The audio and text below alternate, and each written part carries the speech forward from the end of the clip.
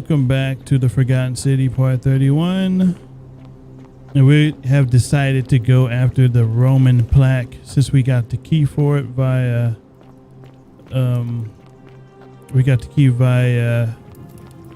Ralpheus. So we're gonna go get that now. And it is through these caves. And we're gonna do this right quick.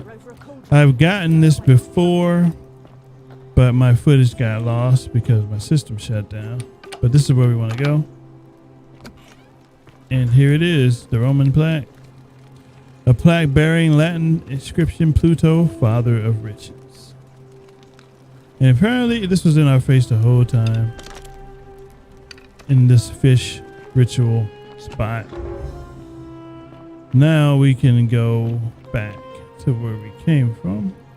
And now, since we got that out the way, we're gonna go talk to, we're gonna see about Dooley getting his cistern key. And so to do that, we gotta go talk to Cynthius. Maybe he will let Dooley out.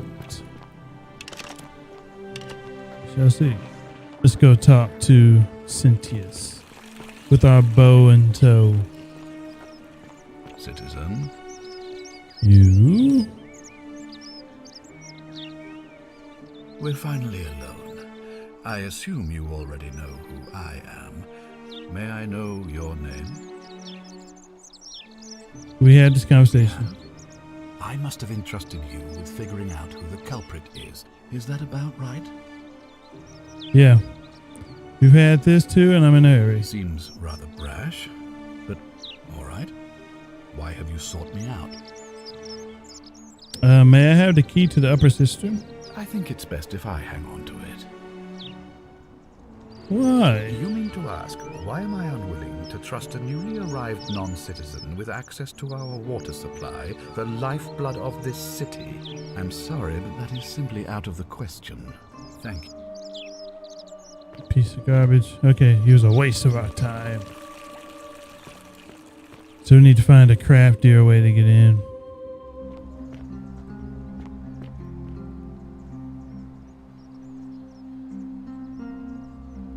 Got the other copy. For the last time, Daisy, I'm not making you a bow. Alright, so what place is this?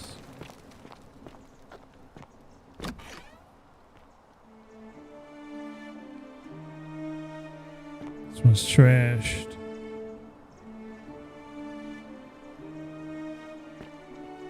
The Dark Shrine. Vase. Greek.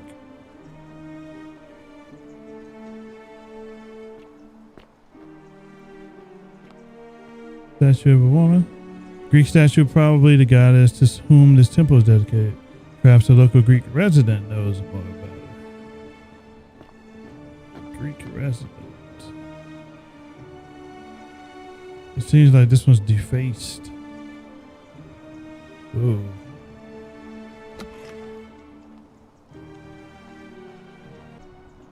So, where the heck are we? Ooh, this leads somewhere. Do not know where we're going. This could be trouble. This could indeed be trouble. Could this be a way into the cistern, maybe?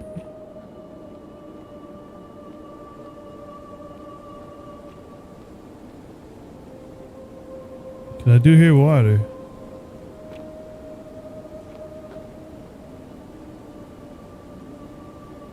A lyre, played by being strummed with a spectrum. Bust. Young boy's head. Could be on something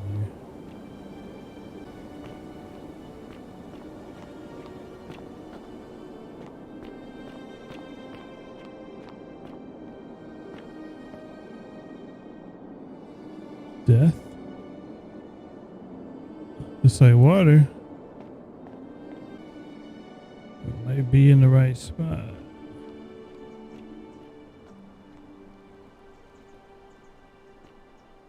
Shoot the water.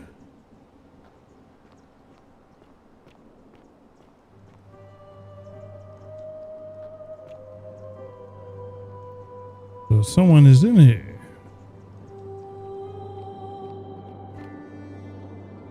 Ask the old man if he's seen Kabash. Got an archaeologist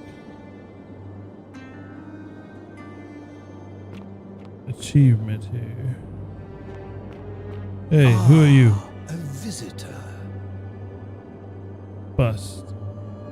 Greek general, his helmet pulled up off his head. Interesting. Who are you? Welcome, welcome. May I ask your name? You first. It is best you do not know my name, for merely to speak of my existence in the city above could bring destruction on you all. Tell me, what don't know brings you about all that. the way down here? Looking for Kabash. Found this place by accident. Then perhaps the fates brought you here to learn the secrets of this place. I will tell you everything I know, but first, a request. I have been living down here alone for many years, with nobody to talk to but myself. The one thing I long for above all else before I die is a good philosophical argument with somebody astute. I'm hoping that person is you. Let us find out with this simple question. Have you deduced the name of the god responsible for the Golden Rule? Sure, Pluto, god of the underworld. Excellent. I see you are indeed quite astute. Very few come to that realization before their time in the sun is over. Now, will you join me in a friendly Socratic dialogue?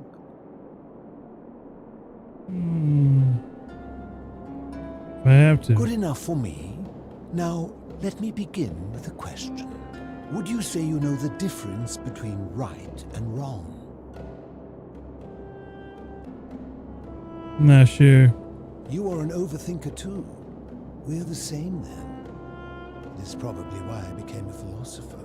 But if you struggle with right and wrong normally, then down here with the Golden Rule, surely your struggle can only have become more difficult.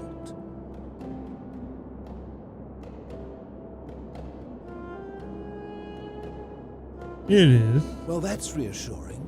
And the truth is, you're not alone. You see, out there in the world, being uncertain about right and wrong was acceptable, because our mistakes rarely had consequences. So we would tell lies and bend rules and turn a blind eye and rationalize, and yet still find a way to think of ourselves as good people. But under the Golden Rule, morality matters. The slightest wrongdoing could result in a mass execution. So to navigate this maze, we would have to be certain about the difference between right and wrong. Wouldn't you agree? Whose version of right and wrong? That is an excellent question, and it leads directly to my next line of inquiry. So let me ask you this. Is there Riddle one me this. system of morality which is always perfectly correct? No. Which you could follow in every situation and always do the right thing?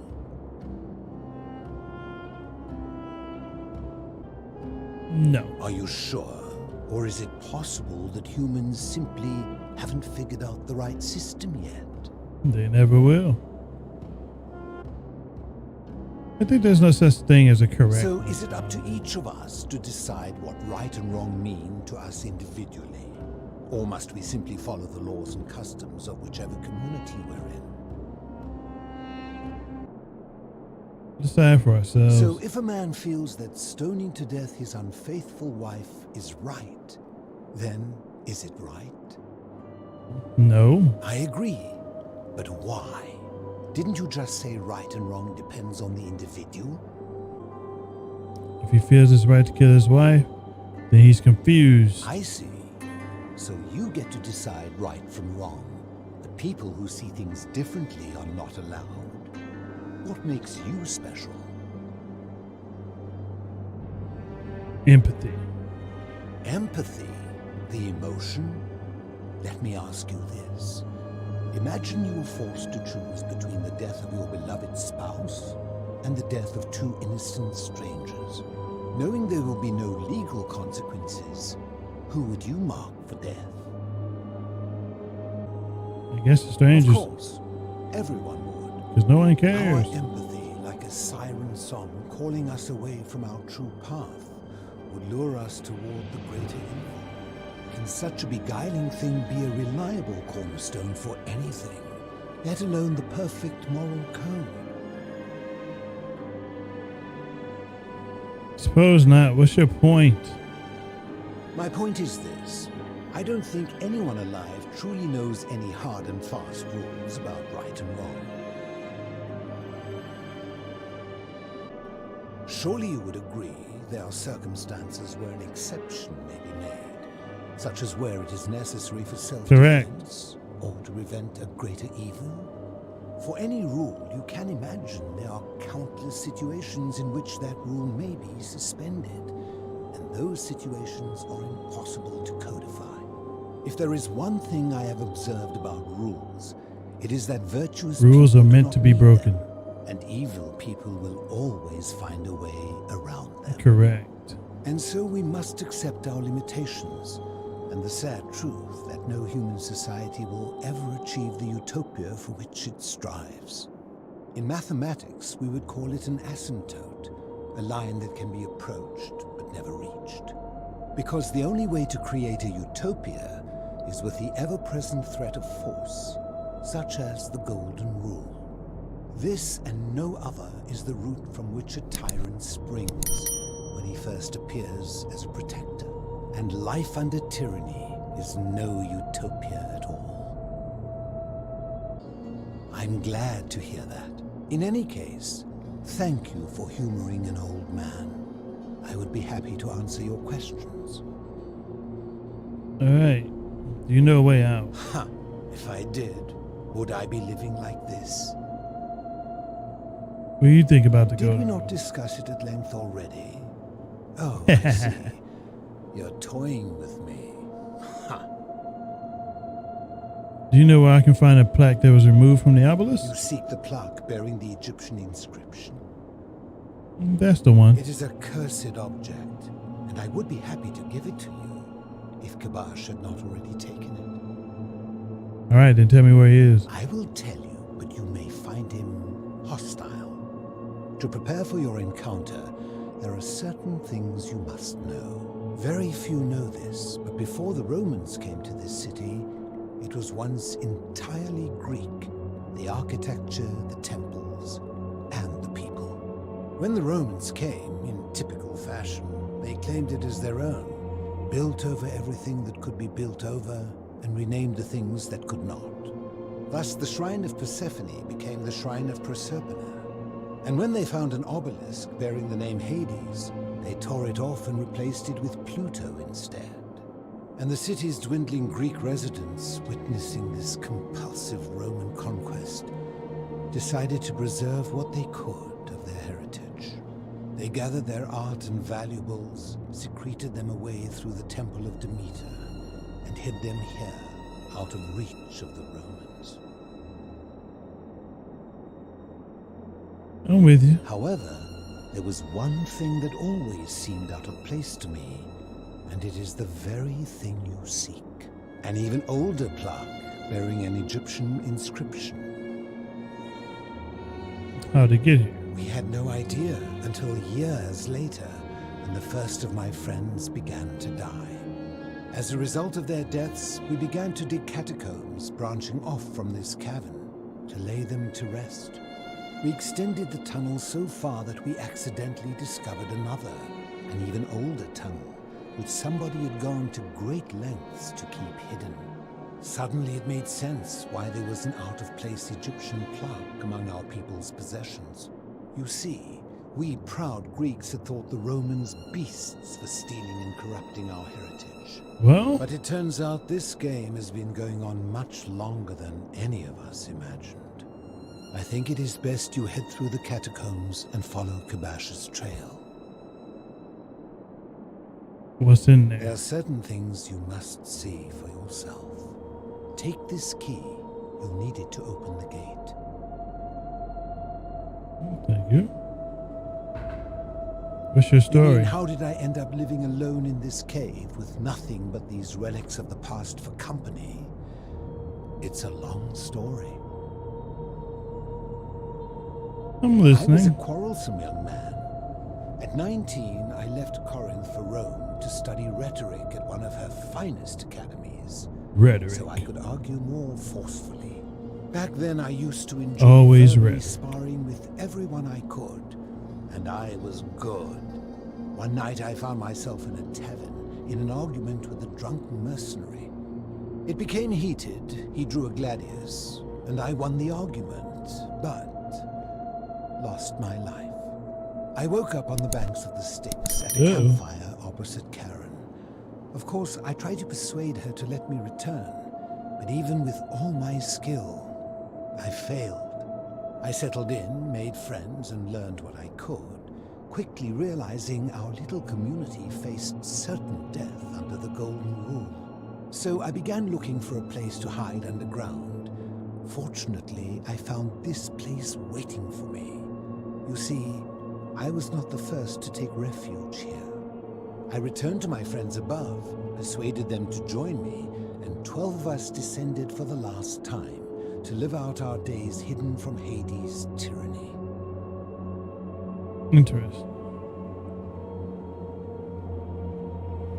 Hades, you mean Pluto? They are one and the same. The Romans call him Pluto, but long before that, my people called him Hades. Why can't you return to the surface? My generation was wiped out, turned to gold Oh. many years ago. My friends and I were able to avoid the same fate by hiding down here. I think it's safest to assume that if I was to return, Hades would realize that his furies hadn't finished the job, and he'd send them after me again. Why can't you tell me your name? I fear that if you were to utter my name in the city, even by mistake, that Hades would hear you and know I am still alive. Where's everyone else? I'm afraid I am the only one left. There were 12 of us at the beginning, but one by one, my friends passed away. Some from malnutrition, others from madness and despair. It has been lonely. Before my unexpected visit from Kabash some weeks ago, I'd not seen another person in many, many years. How have you survived? Living in darkness is not without its challenges. The first challenge is diet. Fortunately, I found that eating fresh fish provides most of the nutrients I need. And sometimes, when there are Greek people living up above, I surface at night and salvage the offerings they've left in the temple of Demeter. The greater challenge is the isolation, so I like to imagine arguments, where I argue both sides. But, like so many things in life, arguments are better with a partner. Interesting backstory to this guy. The Hermit Philosopher. As you wish. I'll be I going. enjoyed our chat, but please, keep my presence here a secret, yes? I will. And that was the Hermit Philosopher. And we will continue the game in a bit. Thanks for watching. Leave a like and subscribe if you enjoy and you want to see more, as I am worth it. Catch you then.